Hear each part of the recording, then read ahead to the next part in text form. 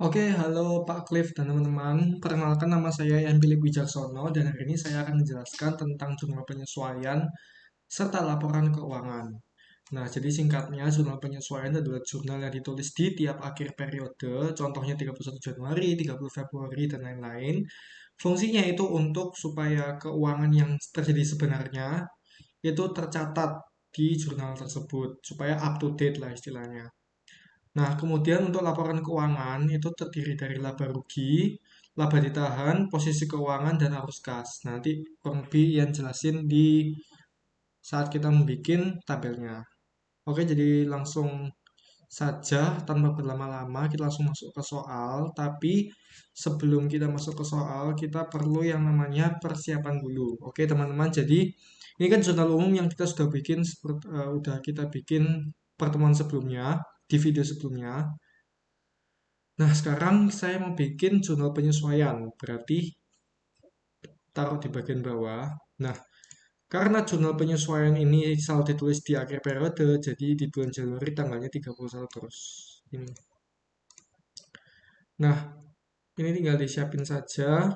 Kita sudah bikin kan rumusnya ini tinggal ditarik aja karena kita bakal pakai terus. Kemudian ini untuk membedakan kita bisa mewarnai dengan warna lain. Nah, jadi kita bisa tahu yang mana yang jurnal umum, yang mana jurnal penyesuaian. Oke, jadi kita langsung start aja ke sini. Di nomor pertama, di soal nomor satu, itu ada invoice perlengkapan pada saat di video sebelumnya ya teman-teman. Nah, di sini kita dapat laporan pemakaian. Itu sisa yang terpakai itu sebesar 4 set atau dirupiahkan sebesar 1.300.000. Nah, nilai terpakai ini itu menjadi bebannya, teman-teman. Jadi kita bisa tulis di sini itu namanya beban perlengkapan. Kemudian di sini ini adalah perlengkapannya, teman-teman. Perlengkapan. Nah, kenapa kok begini, teman-teman? Karena eh, kalau misalkan perlengkapannya sudah habis, berarti itu debit di kredit ya teman-teman. Kalau perlengkapannya bertambah, berarti di debit teman-teman. Sebesar sebesar berapa? Sebesar 1.300.000 ya teman-teman. 1.300.000. Ini pemakaian perlengkapan. Oke, kita lanjut ke soal berikutnya. Di sini ada kwitansi ya teman-teman. Berarti pembayaran dilakukan secara tunai ya teman-teman.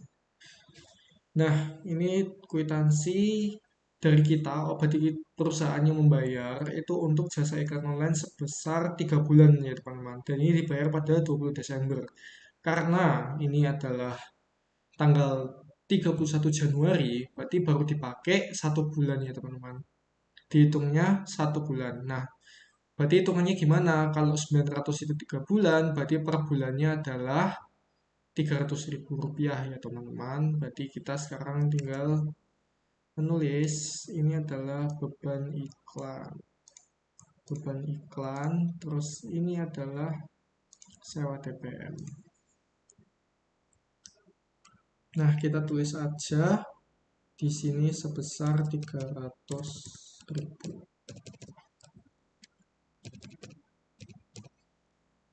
Di sini tulis beban iklan.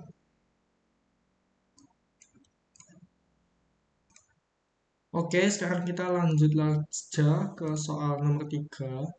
Nah, ini adalah laporan penyusutan peralatannya, teman-teman. Dari peralatan yang kita miliki, itu harga penyusutannya itu total sebesar 2.850.000.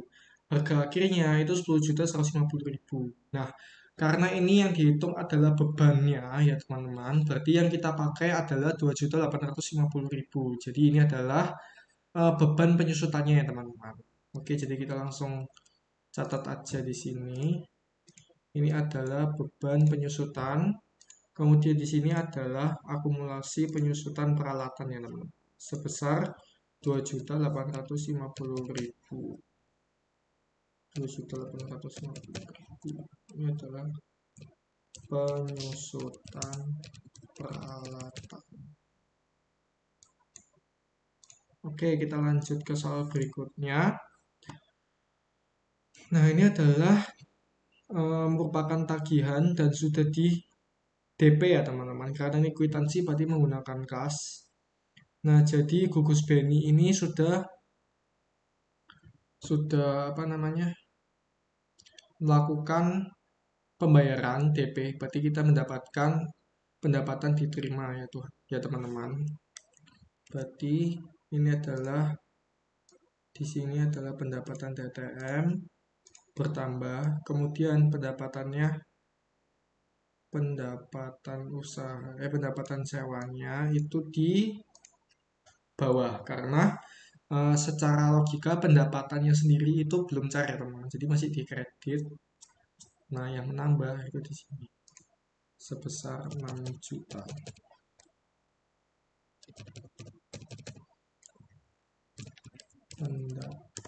Ini DP bank.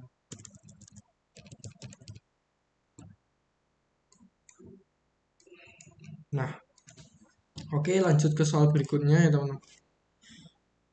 Ini terdapat tagihan untuk Universitas Hak Muda di mana mereka itu menyewa lapangan sebanyak 12 jam nyewa lapangan dengan total sewanya 7.200.000 ya teman-teman. Tapi di sini tidak terlihat adanya kwitansi pembayaran maupun bukti transfer. Jadi ini masih pendapatannya belum kita terima ya teman-teman. Kalau pendapatannya kita belum terima, berarti bisa diomongkan adalah piutang usaha.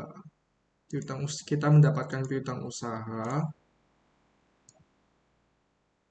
Terus ini juga ditulis pendapatan sewa sebesar 7.200.000. Nah, di sini adalah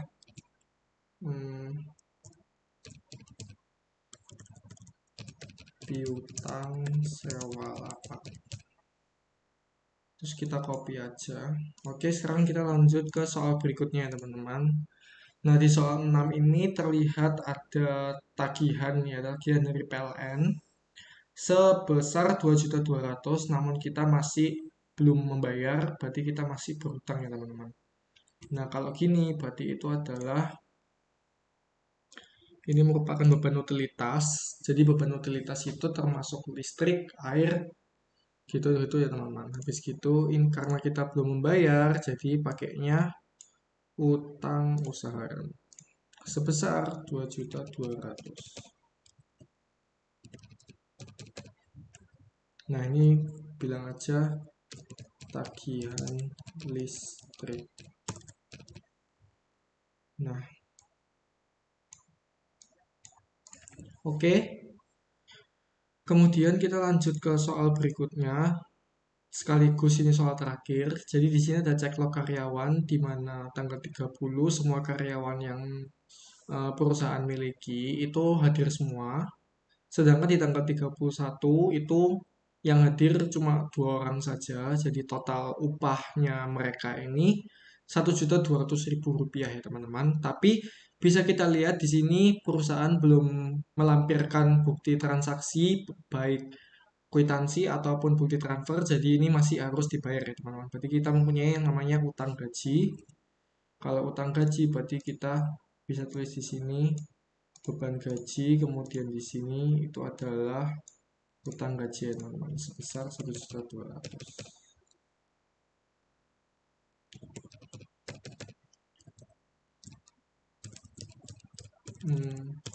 Utang gaji.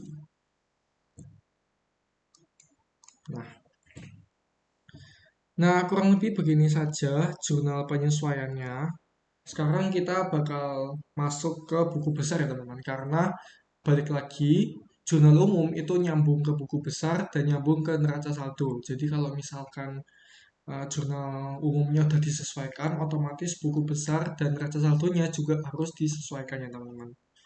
Nah, sekarang kita bisa pindah ke sini, kemudian kita pencet aja tabel ini, kemudian pencet pivot table, habis itu change data source. Nah, ini kita bisa tulis, kan ini ada yang baru nih, sampai 29 doang kan awalnya. Nah, ada yang baru sampai 43, berarti yang 29 ini kita tulis sampai 43. Nah, terus ini bisa di refresh aja. Nah, karena kalau kita mau ngelakuin satu-satu itu sulit ya teman-teman, berarti ini kita tinggal hapus saja, kemudian kita start dari pertama lagi teman-teman. Oke, ternyata ada yang salah sebentar. Nah, gini aja.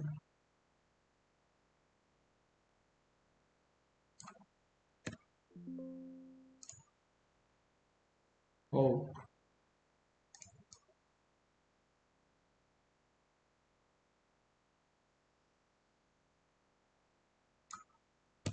nah,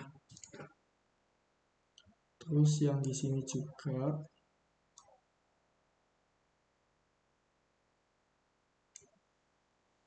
Nah, oke, sekarang caranya sama seperti kita bikin buku besar yang sebelumnya ya teman-teman. Itu tinggal di ini kita tinggal di copy aja, kemudian kita sesikan dua, habis itu dimasukkan satu persatu ya teman-teman.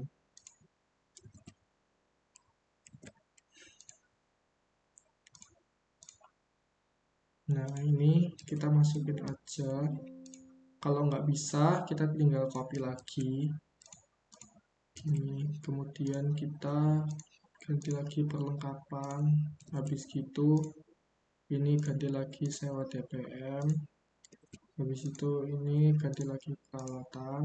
Habis itu ini ganti lagi utang usaha dan sampai di bawahnya ya teman-teman.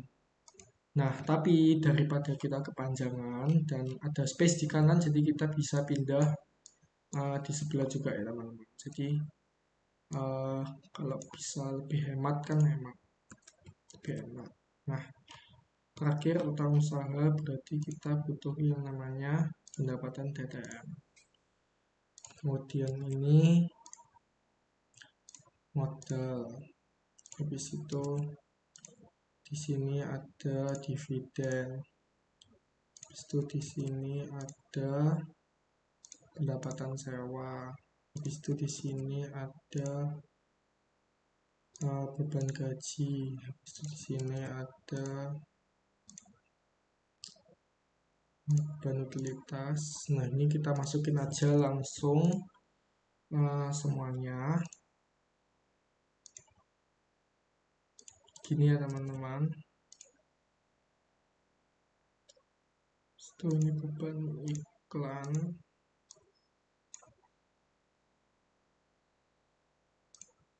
Nah, di sini beban penyusutan, akumulasi penyusutan, utang gaji. Nah, setelah semuanya sudah tertempel seperti gini, kita tinggal perlu untuk menyesuaikan atau merapikan saja tabelnya. Nah, daripada satu-satu kita pencet gini, nggak selesai, langsung aja guys. Jadi ini tinggal pencet satu aja. Terus kita pencet Ctrl A. Kalau misalkan belum full, kita pencet Ctrl A lagi. Nah, seperti gini teman-teman. Nah, habis itu kita bisa pencet di format yang ada di sebelah sini. Sorry. Pencet format di sini. Nah, habis itu kita pencet auto fit row weight. Habis itu pencet lagi auto fit column weight. Nah, dengan begini semuanya akan langsung rapi ya teman-teman. Jadi, uh, ini merupakan cara yang cepat juga. Nah, setelah lanjut terjadilah buku besar yang disesuaikan, kita lanjut ke neraca satu yang sudah disesuaikan ya teman-teman. Nah, caranya gampang. Kalian tinggal pencet tabel, habis itu pivot table, habis itu change data source-nya, ditulis lagi sampai 43. Nah, kalau sudah tinggal di refresh, habis itu jadilah neraca saldo yang sudah disesuaikan ya teman-teman. Nah, ini harusnya itu bakal menjumlahkan dari sini sampai sini untuk totalnya. Terus ya tinggal ditarik aja. Nah, berarti kita bisa tahu kalau misalkan hasilnya itu sudah stabil ya, sudah seimbang. Nah, sekarang kita akan masuk ke laporan keuangannya, teman-teman.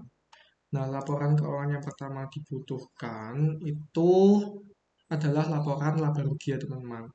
Singkatnya, laporan laba rugi itu hanya untuk menghitung kerugian kita, berarti berdasarkan pendapatan dan beban-beban yang dimiliki ya, Tuhan. Ya, teman-teman. Oke, teman-teman, jadi sekarang kita akan mulai bikin laporan keuangannya. Di sini kita bisa tulis dulu CV Wijaks. Nah, ini nama perusahaan kalian ya. Terus di sini laporan laba rugi. Nah, di sini kita tulisnya bukan periode, teman-teman, tapi kita tulisnya untuk periode yang berakhir Januari 2025. Nah, laba rugi kita pasti butuh yang namanya pendapatan. Karena di sini cuma ada pendapatan sewa, berarti kita cuma pakai pendapatan sewa ya, teman-teman.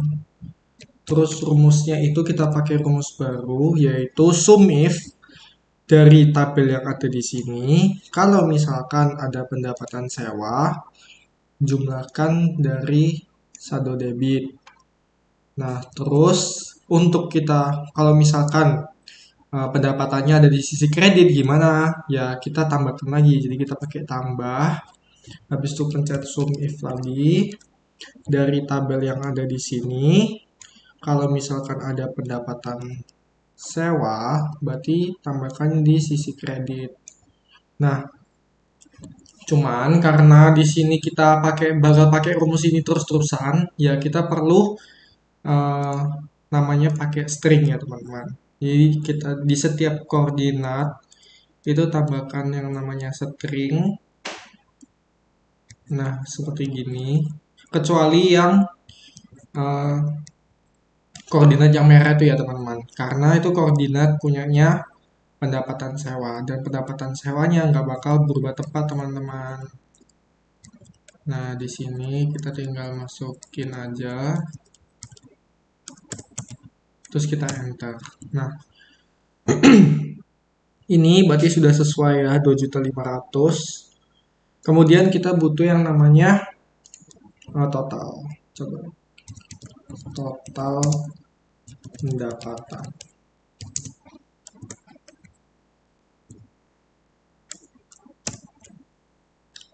Oke, terus kita butuh yang namanya beban. Di beban itu mulai dari yang ini, beban perlengkapan, kemudian beban penyusutan, kemudian beban gaji, kemudian beban utilitas, kemudian beban iklan.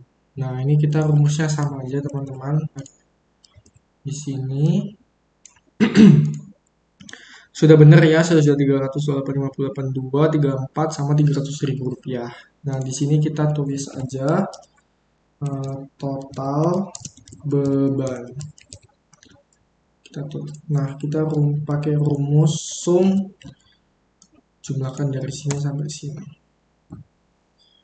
Nah, terus untuk saldo laba awal itu kita tuliskan total pendapatan dikurangin dengan bebannya. Dapatlah 5.450 ini ya, teman-teman. Nah, sekarang kita tinggal merapikan aja. Terus kita kasih begini. Oh, sorry teman-teman. Ini di nomor green.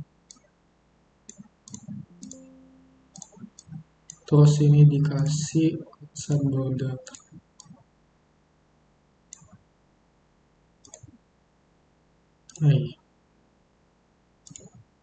Bottom. Mana bottom?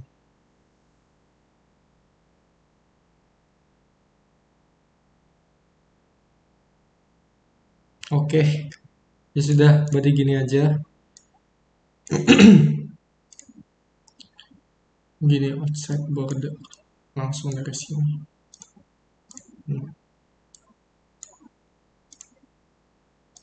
Outside border. Nah, terus yang ini, itu kita kasih warna ya teman-teman. Nah, biar tahu laba awalnya seberapa. Terus kita lanjut bikin laporan laba ditahan. Laba ditahan itu adalah laba awal yang dikurangi dengan pengurangan modal. Bisa dividen, bisa preferred. Oke, kita bikin dulu di sini. Seperti biasa, TV Wijaksono Sport. Kemudian ini adalah laporan laba ditahan. Terus di sini adalah untuk periode yang berakhir Januari 2025. Nah, kalau sudah, ini kita kasih border dulu. Ya kita tinggal tulis saja laba awalnya berapa. Ini laba awal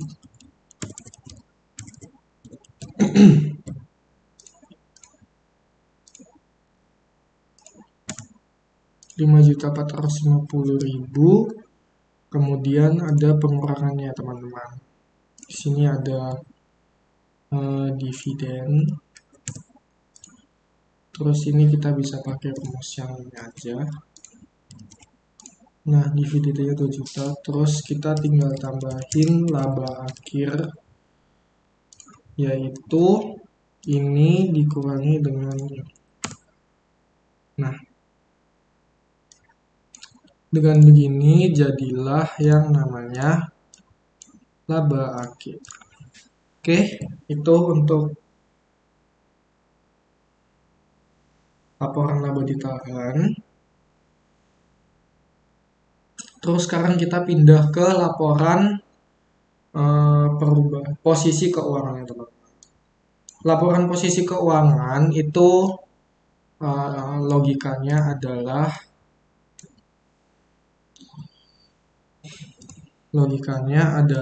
menyamakan aset dengan liabilitas ditambah dengan ekuitas ya teman-teman. Nah, di sini kita bisa tulis aja CV Wijaksono Sports. Kemudian di sini ini laporan posisi keuangan. Terus di sini kita bisa tulis periode Januari 2020. Nah, sekarang kita tinggal masukkan aset. Jadi aset itu yang diperlukan adalah yang akunnya 10 ya teman-teman. Jadi bisa lihat di sini itu ada Bank BCI, ada kas, ada piutang usaha, ada perlengkapan, ada sewa DBM, habis itu ada peralatan, ada akumulasi penyusutan peralatan. Nah, itu kita tinggal masukin aja ke sini ya teman-teman. Oke. Dan ternyata kalau misalkan ini nggak sesuai, kita bisa ini kan merahnya kita pindahkan ke sini ya teman.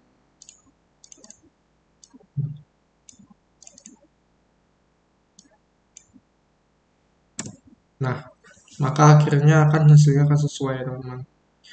Nah, sekarang kita tinggal tarik aja dari sini. Terus kemudian untuk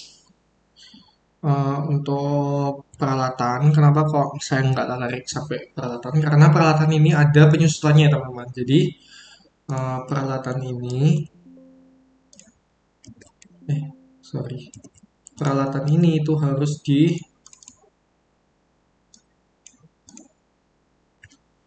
dikurangkan dulu sama penyusutan peralatannya.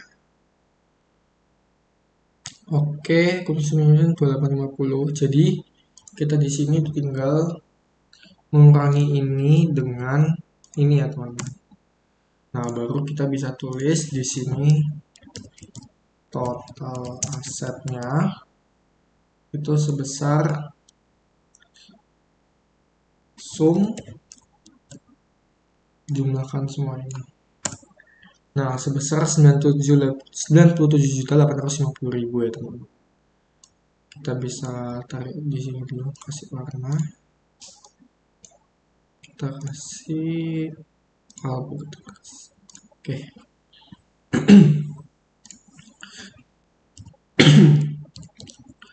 Sekarang untuk liabilitas itu yang akunnya 2 ya teman-teman. Jadi ada mulai dari utang usaha, habis gitu pendapatan DTM, habis itu utang gaji. Nah, ini kita bisa tulis aja di sini ya teman.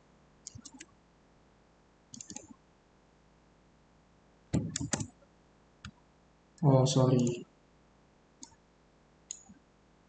Nah, utang usaha. Oke, ini kayaknya ada kesalahannya teman-teman. Oke, jadi bisa dilihat ini kesalahan. Kenapa kok nggak muncul? Karena kesalahannya itu ada di sini ya teman-teman. Jadi hijau ini kan harusnya di utang usaha juga. Oh, sorry. Nah, ini yang K17 ini harusnya kita pindah ke I17. I17. Nah, ke 11 itu berarti baru muncul ya teman-teman. Terus ini kita samakan aja. Apakah sudah sesuai? 2.200, 9 juta sama 9 juta. Oke, sesuai ya teman-teman. Jadi ini di sini ada total liabilitas. Liabilitasnya kita bisa sumkan dari atas sampai bawah. Nah, terus ini adalah total liabilitasnya. Sekarang yang terakhir yaitu ekuitas. Itu terdapat akun yang 3 teman-teman. Oh bukan, akun jadi modal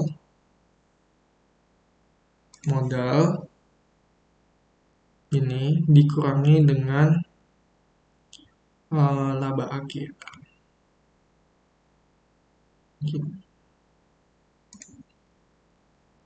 Laba akhir. Nah, terus ini tinggal masukin rumus yang ini aja. Ini masukin 3.540.000. Jadi total ekuitas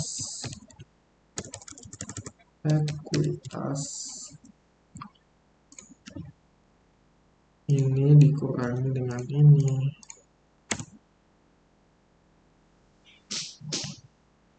Nah, sekarang kita bisa cari. Nah, terus untuk gabunginnya adalah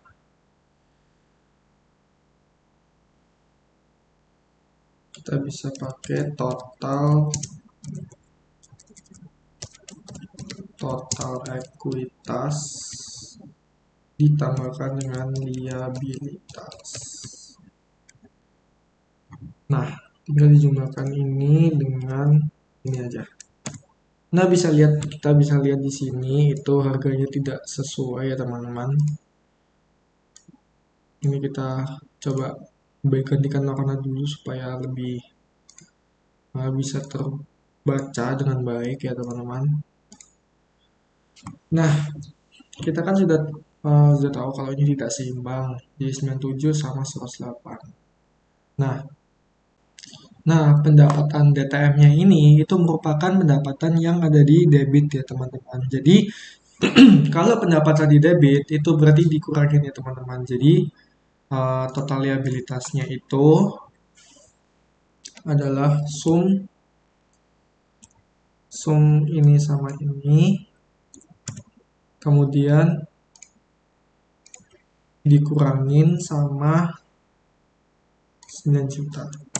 Jadinya minus 56 juta. Harusnya begini ya teman-teman. Oke, ternyata di sini juga salah ya teman-teman. Jadi ini harusnya ditambahkan ini sama dengan 103.450.000. Berarti total aset sama total ekuitas liabilitasnya sudah sesuai ya teman-teman. Jadi tinggal dirapikan aja. Outside border, kemudian udah selesai. Nah, sekarang untuk laporan arus kas ya teman-teman. Oke teman-teman, jadi untuk laporan arus kas itu kita bikinnya sama ya teman-teman. Kita perlu gini dulu. Terus yang ini kita kasih CV Wijaksono Sport. Terus di sini kita bisa laporan arus kas. Terus yang ini itu sama seperti sebelumnya untuk periode yang berakhir Januari 2025. Nah, kita rapikan dulu. Ini pakai sini, ini sini. Oke, yang kita perlukan adalah jadi dia ini adalah arus kas kegiatan operasional.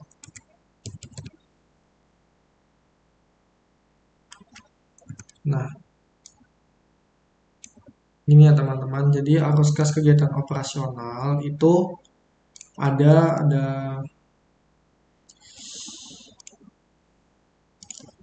kas pendapatan dan kas beban. Nah, kita bisa cek untuk cheat code-nya itu supaya tahu itu bisa lewat dari buku besar ya teman-teman. Kita cari kas dulu. Di sini kita kas, itu kita harus tahu ini kegiatannya itu apa. Misalkan kalau setoran modal itu berarti pendanaan. Habis itu kalau beli perlengkapan itu berarti beban. Sewa jasa beban, pelunasan utang usaha itu beban, terus ini beban listrik. Beban pelunasan itu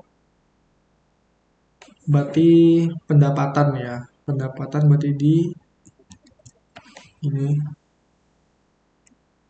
Kemudian beban gaji itu beban, kemudian pembagian dividen itu termasuk pendanaan ya teman. Terus kemudian kita bisa di sini juga ada yang namanya pendapatan sewa lapangan. Pendapatan sewa lapangan ini berarti ke pendapatannya teman. Nah,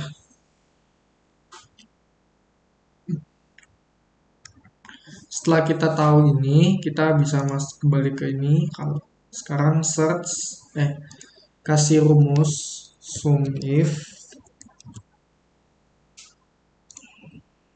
dari tabel yang di sini. Kalau misalkan ada pendapatan,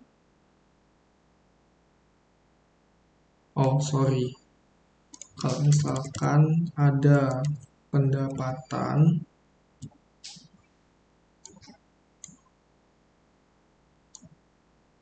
kita ulang dulu ya teman-teman. Oke, jadi ini pakai sum if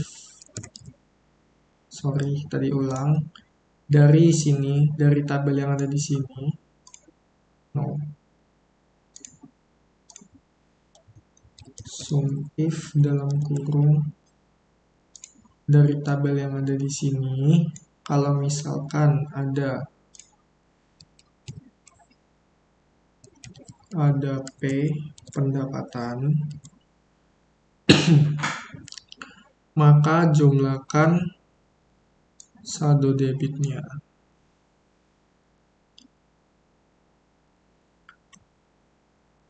Nah, karena arus kas kita juga dibagi menjadi dua, yaitu kas sama Bank BCI, maka kita harus tambahkan juga ya teman-teman.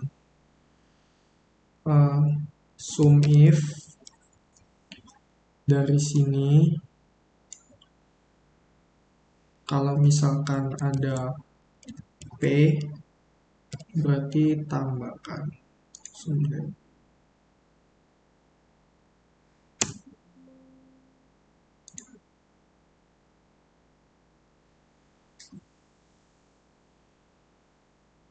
Oke, ini salah teman-teman, jadi harusnya F20.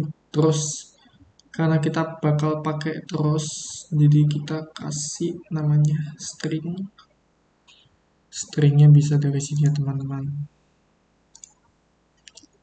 Ini kasih string, string, string, string.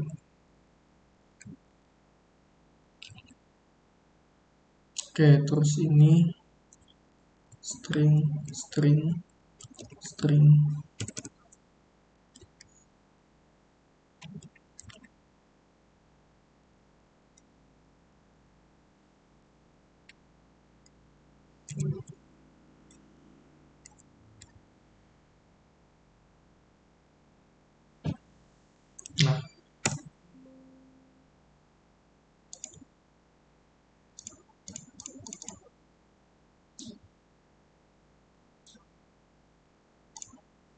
Nah, kurang lebih gini ya teman-teman.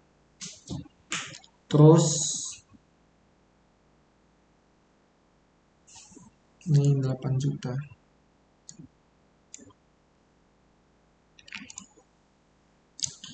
Berarti ini start modal, pendapatannya 5 juta, terus ini pendapatan 3 juta ya teman. Jadi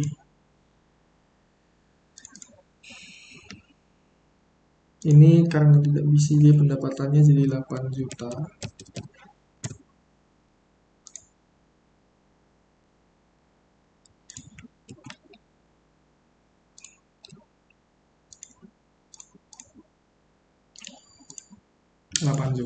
Terus kas beban ini kita pakai rumus yang sama juga teman-teman. Jadi sum if jika di buku besar, dari tabel yang di buku besar ini, kalau misalkan ada beban, harus dikasih tanda petik ya guys. Itu kayak buat menandakan supaya itu emang huruf B. Jadi tambahkan saldo kredit. Tutup. Ya ini dikasih string ya teman-teman. String, string.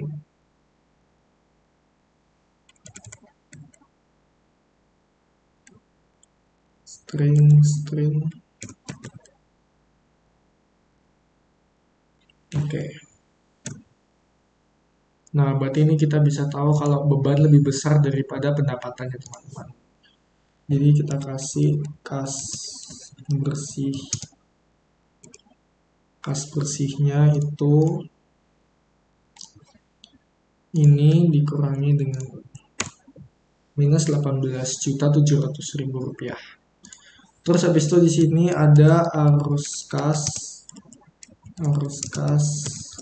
kegiatan investasi.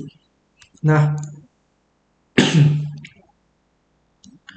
di buku besar di kas ini kita tidak ada yang namanya kegiatan investasi. Jadi di arus kas ini dinolkan saja ya teman-teman.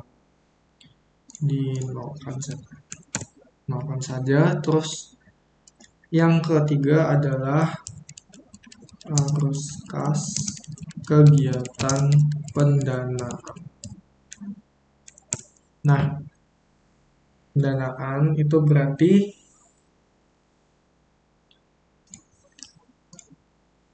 modal dan dividen ya teman-teman. Oke, jadi gimana caranya? Jadi sum if kita kembali lagi ke buku besar. Dari semua tabel ini, kalau misalkan ada D pendanaan, berarti jumlahkan yang ada di saldo debit. Seperti ini. Nah, terus sama halnya tidak jauh berbeda dengan kalau dividen, itu kan berarti bersifatnya kurang. Berarti dari tabel di sini, kalau misalkan ada D, berarti dia kurangin jumlahkan yang dikredit. 2 juta gini. Nah, jadi total sorry teman-teman. Jadi ini kita kurangin sendiri ya teman-teman. Jadi total arus kas pendanaan arus kas pendanaan hanya itu kurang lebih 100 juta dikurangi dengan 2 juta. Nah, ini kita bisa pindah aja ke sini ya teman-teman. Nih. Nah, terus kita masuk ke kas awal. Oke, jadi karena kas awalnya ini itu biasanya kan ada di neraca saldo, cuma karena di neraca saldo ini tidak ada kas awalnya, jadi kita langsung masukin aja. Kita nolkan. Nah, kemudian kas akhirnya adalah kas akhir itu 18 juta ini dikurangi dengan dijumlahkan dengan modalnya. Nah, totalnya jadi 79.300. Kita coba rapikan dulu teman-teman.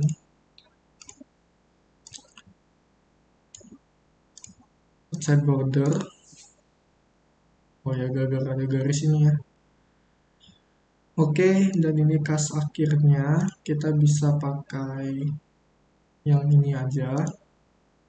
Nah, caranya tahu kas akhirnya kita itu bisa sama atau bener atau enggak.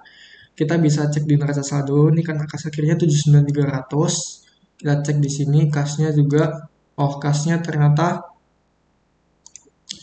76.300 ya teman-teman. Berarti ini tidak seimbang. Nah, salahnya di mana teman-teman? Salahnya adalah di sini ya teman-teman. Jadi yang tadi itu tidak termasuk ya berarti teman-teman. Kita pakai sum if berarti pure dari kas aja. Sum if dari segini. Kalau misalkan ada pendapatan